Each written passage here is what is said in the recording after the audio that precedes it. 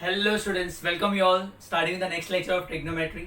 हम लोग अभी ट्रिग्नोमेट्री के आखिरी पड़ाव पे हैं, almost last exercise, that is exercise के बेटा 6.2 एप्लीकेशंस ऑफ ट्रिग्नोमेट्री। अब ट्रिगो का कहाँ कहाँ एप्लीकेशन है? Sometimes we need to calculate the height of the tower, बराबर है बच्चों, या with the height of building, ये ऐसे कुछ अलग अलग टर्म्स, बराबर है, या हाइट ऑफ ट्री बोला होगा, ठीक है। सो एक्चुअली में वी कैन फाइंड देम, बराबर है, but with the help of trigonometry, with the help of angles and all, वो मेथड्स है, हम इजीली वो कैलकुलेट कर सकते हैं सिर्फ एक रफ डायग्राम बनाने के, ठीक है बच्चों। आज के लेक्चर में हम कुछ इंपॉर्टेंट सम्स करेंगे based on application of trigonometry. But before starting with today's lecture, कुछ इंपॉर्टेंट पॉइंट्स हमको पता होने चाहिए, that is what is line of vision. Okay, now suppose observer is standing at point A and AM is horizontal line। हम यहाँ पे खड़े हैं और AM कौन है बेटा? horizontal line, बराबर है बच्चों। He is observing a point B, जो यहाँ पे है, कहीं पे भी हो सकता है, यहाँ पे, यहाँ पे, यहाँ पे, कहीं भी हो सकता है। So ये जो लाइन है ना, ये लाइन को हम कहते हैं लाइन ऑफ विजन। क्या कहते हैं बच्चों? Line of vision. जिस पॉइंट को आप ऑब्जर्व कर रहे हो, कौन से लाइन के थ्रू आप उसको ऑब्जर्व कर रहे हो। सपोज एक पॉइंट यहाँ पे, बराबर है, मतलब I am observing like this, that is line of vision. एक पॉइंट सपोज यहाँ पे, I am observing like this, that is line of vision. एक पॉइंट सपोज यहाँ पे, I am observing like this, that is line of vision. ये समझा बच्चों? Okay. कभी कभी अगर हम ये भी कह सकते हैं कि ये जो बी है ना, वो नीचे भी हो सकता है, आया ना, चलेगा। तो आप जिस लाइन के थ्रू पॉइंट बी को ऑब्जर्व करोगे, ऐसे लाइन को हम कहेंगे लाइन ऑफ विजन। ऐसे लाइन को हम कहेंगे लाइन ऑफ विजन। क्लियर है? अभी अगर ये पॉइंट बी ऊपर हुआ, कहां हुआ बच्चों? ऊपर, तो ये जो एंगल बनेगा ना विद दिस हॉरिजॉन्टल लाइन, मतलब बी इज हायर, मतलब अबाउ एम, बराबर है बच्चों, मतलब ये हॉरिजॉन्टल लाइन के ऊपर है। तो ये जो एंगल बनता है ना, ये एंगल को हम कहते हैं एंगल ऑफ एलिवेशन। क्या कहते हैं बच्चों? Angle of elevation. Clear with this? Okay. और अगर पॉइंट भी नीचे हुआ, जो हॉरिजॉन्टल एंगल के साथ एंगल बनेगा, ऐसे एंगल को हम कहेंगे एंगल ऑफ डिप्रेशन। टेंशन ना लिया, इजी है। Angle of depression. If point B is above the horizontal line, then angle BAM या MAB is termed as angle of elevation. And if point B is below the horizontal line, cleared, horizontal line के नीचे रहेगा, तो ऐसे angle को हम कहेंगे angle of depression. Cleared with this? इतना समझ गया? इसी के बेसिस के ऊपर हम आगे के सम सॉल्व करने वाले, ठीक है? इतना कॉपी कर लो।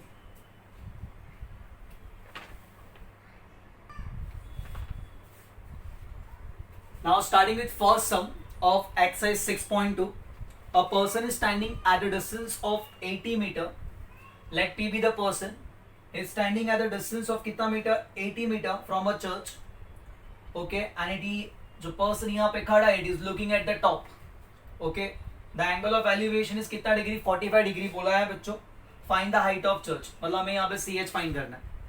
I'm standing over here, I'm looking at the top, मतलब जो पॉइंट को हम देख रहे हैं वो हॉरिजॉन्टल लाइन से ऊपर है, मतलब यहाँ पे एंगल क्या बनने वाला है? एलिवेशन। एंगल ऑफ एलिवेशन मतलब पॉइंट ऊपर होगा, डिप्रेशन मतलब नीचे, पॉइंट नीचे होगा, ठीक है? यस। सो यहाँ पे क्या थोड़ा मतलब लिखना पड़ता है कुछ इंपॉर्टेंट पॉइंट्स, समझ रहा है? तो क्या लिखा है यहाँ पे? Let C H represents the height of the church, जो हमको फाइंड करना है। Okay, and C represents its top. C कौन है? यह चर्च का टॉप है, ठीक है बच्चों। P is the position of a person who is standing at a distance of कितना metre? 80 meter from H. P person is standing at a distance of 80 meter from the church. मतलब ये पूरा CH is the height of church, वो तो ली है। और PH का value कितना दिया? 80 meter, because वो 80 meter दूर है। Angle CPH is the angle of elevation. Therefore angle CPH कितना दिया? 45 डिग्री। अभी हमको क्या फाइंड करना है? ये फाइंड करना है। Now we know edges and side. They are asking opposite side. Edges and opposite upon adjacent. tan बनाए हमने कैसे हो सनम? Sin से, cos से, tan is equal to OA. That is opposite upon adjacent. हो गया। सो क्या करेंगे नाउ इन ट्राइंगल कौन सा triangle CPH, in triangle CPH बराबर है angle CHP is equal to 90 degree, मतलब एक एंगल हमारा 90 डिग्री है या नहीं है, बराबर है। therefore बोलो बच्चों यहां पे क्या लिखेंगे, ये 1045, so 1045 is equal to opposite that is CH upon adjacent that is HP लिखो या PH, बराबर है। ये कैसे है, by definition of tan theta is equals to OA opposite upon adjacent, cleared with this, that's it। so 1045 कितना होता है 1, ये ट्रिग्नोमेट्रिक टेबल में पढ़ा हम लोग ने। CH अपॉन कितना होगा PH, 1045 कितना होता है 1, क्रॉस मल्टीप्लाई, सो PH का वैल्यू क्या होगा बेटा, जो CH के बराबर है, और CH is equal to PH कितना है बेटा 80, सो ये भी कितना आएगा 80 metre, that's it. Basic trigonometric terms आएंगे ना, इजीली कर सकते हैं हम लोग, ये समझाओ बच्चों। What is 1045 1, that's it. So last में क्या लिखने का, therefore height of church is equals to कितना 80 metre, height of church is 80 metre, that's it. समझा बच्चों, कॉपी।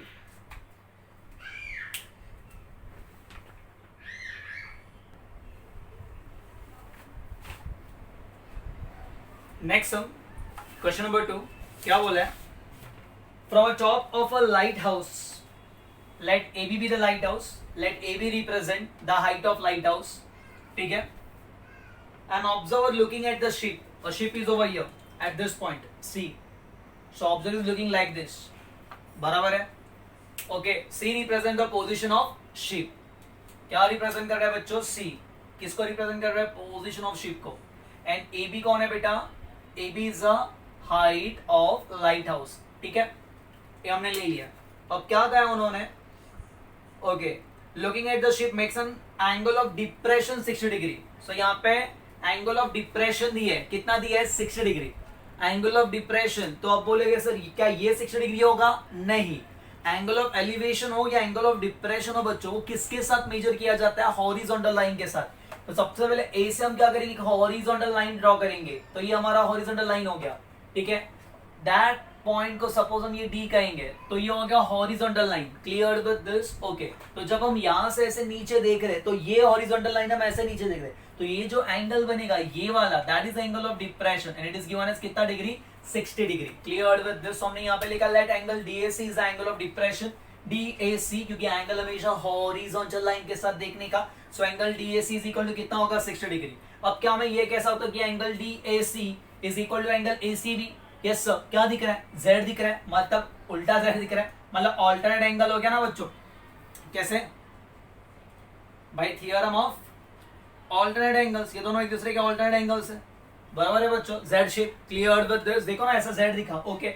अब क्या पूछा उन्होंने पूछा है then how far from the shape is a lighthouse, मतलब ये डिस्टेंस कैलकुलेट करने बोला है, और ये AB का वैल्यू दिया है उन्होंने, AB equal to 90 metre, the lighthouse का हाइट कितना दिया है 90 metre, clear with this. Start करते हैं, बोलो। अभी इन ट्राइंगल, कौन सा ट्राइंगल, ABC,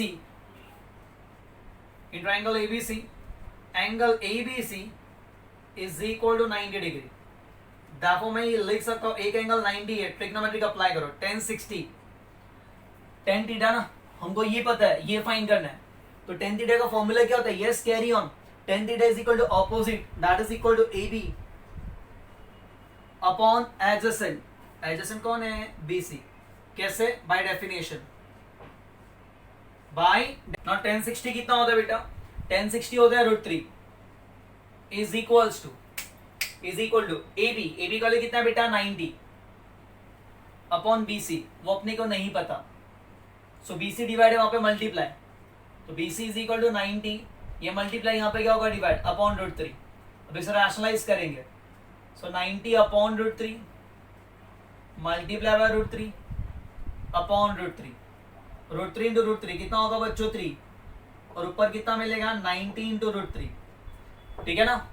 सो 3 1 3 कितना 30 दैट इज 30 √3 का वहां पे दिया है 1.73, तो दैट इज इक्वल टू 31.73 को क्या हम 173 अपॉन 100 लिखे चलेगा? यस सर, ये जीरो ने जीरो को मात दी, ठीक है। यस देखो ना, 2 पॉइंट शिफ्ट हो गया।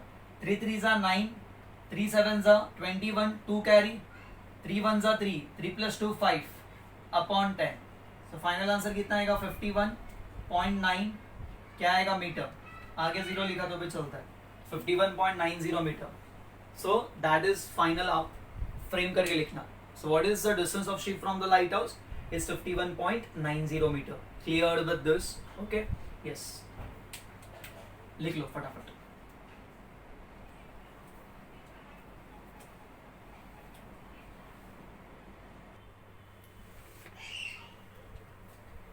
Yes, now starting with the next sum. ध्यान देना बेटा, थर्ड क्वेश्चन में क्या बोला है? Two buildings are facing each other. तो दो बिल्डिंग है, एक AB और एक CD। ये दो buildings they are facing each other on a road of width 12 metre. बराबर है बच्चों, on a road of width 12 metre from top of a first building which is 10 metre high. ठीक है बेटा, ओके, जस्ट प्रिंटिंग मिस्टेक। क्या बोला उन्होंने? On a top of a first building which is 10 metre high है। First building 10 metre high है, ठीक है, which is 10 metre high. The angle of elevation of the top of the second building, मतलब ये जो एंगल मिल रहा है ये कितना डिग्री है? 60 डिग्री। मतलब जब आप ये बिल्डिंग पे खड़े होकर उसको देखोगे तो कितना है? 60 डिग्री, ठीक है। और क्या लिखा है? विथ ऑफ द रोड, मतलब दोनों बिल्डिंग के बीच का डिस्टेंस कितना है? 12 मीटर। कितना बेटा? 12 metre. Clear with this? The angle of elevation of second is found to be 60 degree. What is the height of second building? मतलब हमको ये फाइंड करना है। Okay, let us take over ये एक पॉइंट एस ई, एक horizontal line है, angle of elevation ऊपर की तरफ। So AB and CD represents the height of building of two building and the building are at a distance of कितना metre? 12 metre. ठीक है बच्चों, अब क्या बोला है बेटा? BC का वैल्यू कितना दिया यहाँ पे? BC is equal to 12 metre and AB का वैल्यू कितना दिया यहाँ पे? AB का वैल्यू कितना दिया बेटा? 10 metre. Angle DAE is angle of elevation that is given is कितना degree? 60 degree.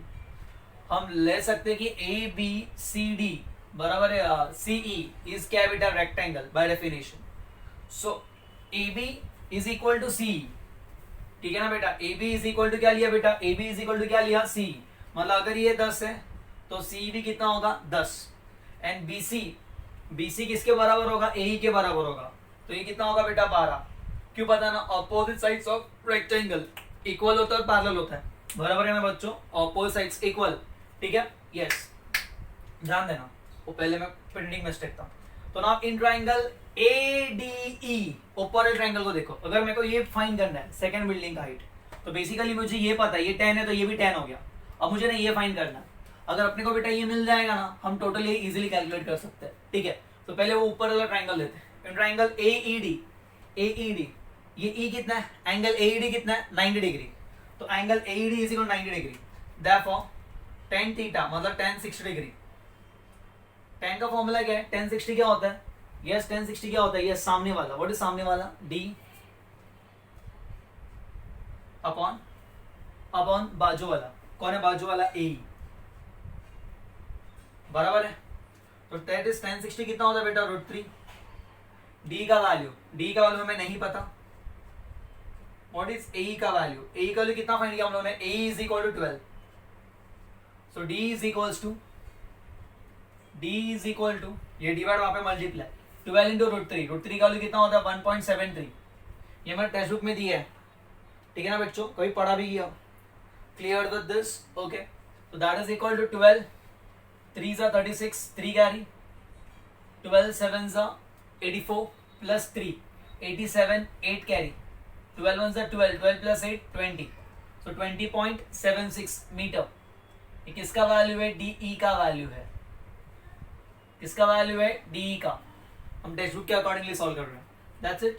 Okay, therefore DC का वैल्यू कितना होगा? DE plus EC, D dash E dash C, that is 20.76 plus EC कितना है? 10। सो फाइनल आंसर कितना आएगा? 30.76 metre. The finally height of second building height of second building is equals to 30.76 meter. That's the final answer. Height of second building 30.76 meter. Clear है? Yes. Copy.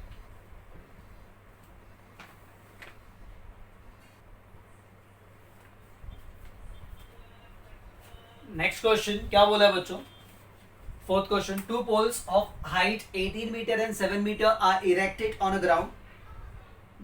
The length of wire fastened at their tops is 22 meter.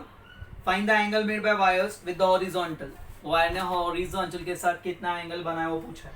So हम क्या लेंगे? Let AB and CD represents the height of two poles. So दो पोल है, एक AB और Biju CD. ठीक है. AC is the length of wire. Of length कितना बेटा? 22 metre. Joining the two tops. ये तो टॉप को पकड़ के एक वायर है. बराबर है? ओके. क्लियर है? तो ये वायर का लेंथ कितना दिया यहाँ पे? 22 मीटर. इस तरीके से AC का वैल्यू. ठीक है. हमें ये फाइंड करने का कि बेसिकली इसने हॉरिजॉन्टल के साथ कितना एंगल बनाया. ये एंगल 90 है, ये एंगल 90 है, ये एंगल 90 है, ये एंगल 90 है. हमको ये एंगल फाइंड करना है. मतलब angle AE, let us take this point as E. तो एंगल ACE ये फाइंड करना है. So basically angle ACE is the angle made by the wire with the horizontal. So ये जो वायर है ये horizontal के साथ जो एंगल बनेगा that is angle AC and we have to find that. देख अब ये चारों एंगल 90 है, मतलब ये क्या बनने वाला है? देखो ना, ये दो पोल्स तो परपेंडिकुलर है, ये भी एंगल 90 है, तो ये 90 90 90 90, तो ये क्या बना? रेक्टेंगल बना by definition. So EBDC is a rectangle. अभी रेक्टेंगल है तो उसके सामने वाला साइड्स क्या होगा? इक्वल होगा. सो EB के बराबर क्या होगा? CD और BD के बराबर क्या होगा? EC. Clear this. So BE is equals to CD and that is 7 metre. कितना मीटर? 7 मीटर. क्लियर है? क्योंकि ये 7 मीटर दिया है और ये पोल का हाइट कितना दिया है? 18 मीटर. ऐसा कुछ बोला है. ठीक है ना. टू पोल्स है, एक 18 मीटर वाला पोल और एक BE का वैल्यू कितना आएगा? 7 मीटर. ओके. नहीं समझा? क्वेश्चन में दिया है बेटा. क्या दिया है? एक पोल का हाइट है 18 मीटर, मतलब यहां से लेके यहां तक, और एक पोल का हाइट है 7 मीटर. तो अगर ये 7 है तो यहां से लेके यहां तक भी कितना हो गया? 7. तो ये कितना हो गया सर? माइनस करेंगे तो हम लिख सकते हैं कि AB जो है वो AE प्लस EB है. बेसिकली मेरे को ये एंगल फाइंड करना है. सो मुझे या तो ये पता होना चाहिए या तो ये पता होना चाहिए. दोनों में से कुछ तो पता होना मांगता है. अब ये तो पता नहीं, तो ये तो नहीं पता होगा. ये पता है, यहां से हम ये फाइंड कर सकते हैं. अब ये पता है, ये टोटल 18 है, ये 7 है, तो ये कितना हुआ? 18 माइनस 7 11. कैसे किया? माइनस किया. वही करना है यहाँ पे. सो हमको ये पता है कि AB can be done as AE plus EB. बराबर ना? A dash A dash B. So AB का वैल्यू कितना दिया? 18. AE का वैल्यू नाही माहिती आणि B का वैल्यू 7. तो AE का जो वैल्यू होगा वो होगा 11 मीटर. कितना होगा? 11. 18 7 गया 11. That's it. अब इंपॉर्टेंट पॉइंट ध्यान देना. अब आगे बढ़ते हैं ना. ये ट्राइंगल लेते हैं ऊपर वाला. In triangle ACE, angle AC is equal to 90 degree. ये एंगल 90 है. देखो अभी ये ना बेटा हमको सामने वाला पता है और हाइपोटेनस पता है. What is opposite upon hypotenuse? So sine theta. हम यहाँ पे क्या यूज करेंगे? Sine theta. देखो sine theta is equals to opposite, that is AE upon AC by definition. Sine opposite upon hypotenuse. What is AE? 11. What is that? 22. AC मिला क्या? ये sine theta का वैल्यू है. और साइन थीटा कितना होगा? 11 upon 22, that is half. तो theta कितना होगा? तो मैं इसको लिख सकता हूँ sine theta is equal to sine of 30 degree. Sine sine same तो अंदर का सम, क्योंकि साइन हाफ. बराबर. साइन 30 कितना होता है बच्चों? हाफ. That's it. तो थीटा कितना मिल रहा है? 30 डिग्री. तो फाइनली क्या लिखोगे? जो क्वेश्चन में पूछा गया था उन्होंने, therefore the angle made by the wire with the horizontal is 30 degree. Therefore the angle made by the wire with the horizontal is कितना degree 30 degree angle made by the wire with horizontal is कितना degree 30 degree that's it copy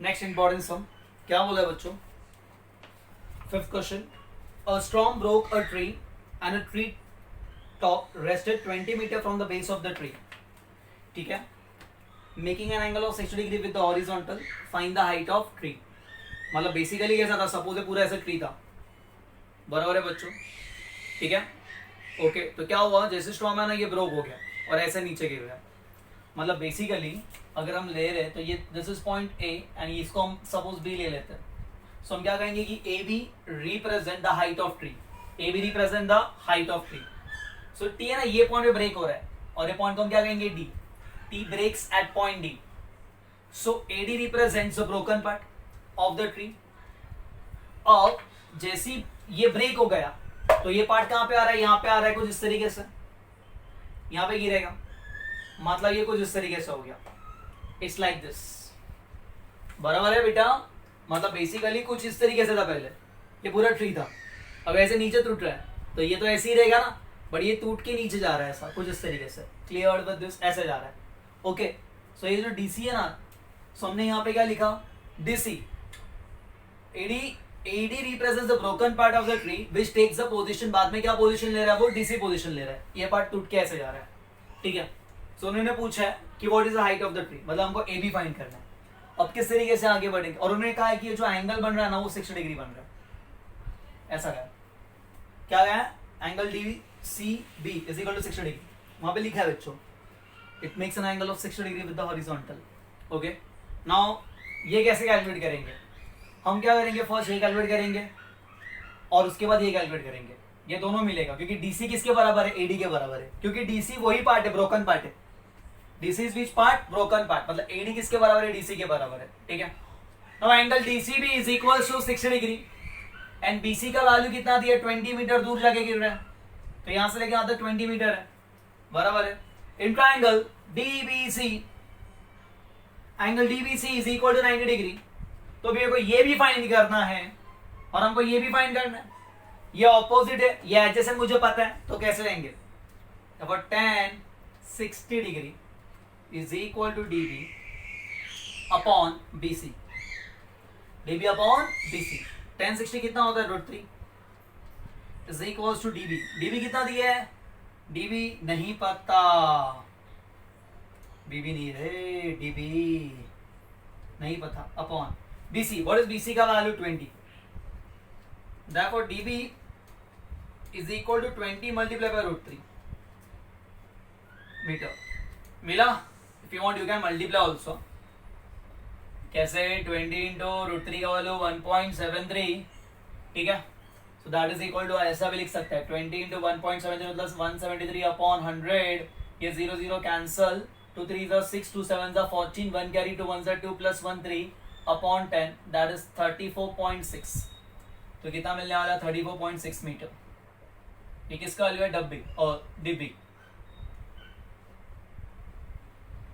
मिलना okay अब क्या find करने का है DC अब कैसे फाइंड करेंगे हमको ये पता है ये खतरनाक है ये बाजू वाला इजी है ना थोड़ा यहाँ से इसके बाद जाते हैं कैसे कॉस देखो एडजेसेंट पता है हाइपोटेनस चाहिए तो cos 60 is equals to adjacent that is BC upon DC cos 60 का वैल्यू कितना होगा हाफ ट्रिग्नोमेट्रिक टेबल BC का वैल्यू कितना है 20 upon DC cross multiply for DC is equal to 20 multiplied by 2 for DC is equal to 22 का कितना होगा 40 metre that's it मिला वो मिला ये अब finally therefore AB is equals to AB is equal to DC is equal to 40 metre and that is nothing but DC is equal to किसके बराबर है AB के बराबर है सॉरी AD के बराबर है किसके बराबर है बच्चों AD के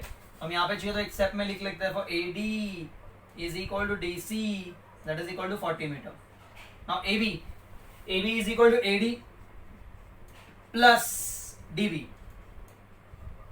AD कितना है 40, ये कितना फाइंड किया 34.6, that is equal to कितना मिलेगा 74.6 metre AB.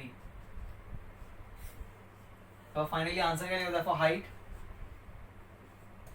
of the tree, finally height of the tree is equal to 74.6 meter. Height of the tree equal to 74.6 meter. That's it. Clear है? Copy.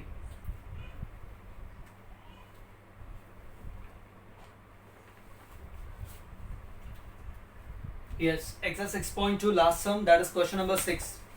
A kite is flying. A kite है ये, is flying at a height of 60 meter from the ground.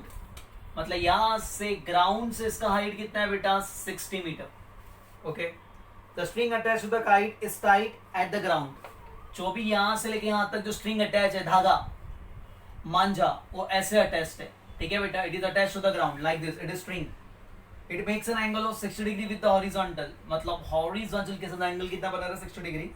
Assuming that the string is straight. ये string straight है, तो उन्होंने पूछा है find the length of the string, कि ये स्ट्रिंग का लेंथ कितना होगा. वेरी सिंपल, हमको ये पता है एंगल, हमको सामने वाला साइड पता है, हमको हाइपोटेनस फाइंड करने का. ये एंगल कितना है 90 डिग्री. ऑपोजिट अपॉन हाइपोटेनस क्या होता है sin थीटा. ऑलमोस्ट सम क्लियर हो गया. ठीक है, तो क्या बोलेंगे बेटा, लेट k is the position of the kite in the sky.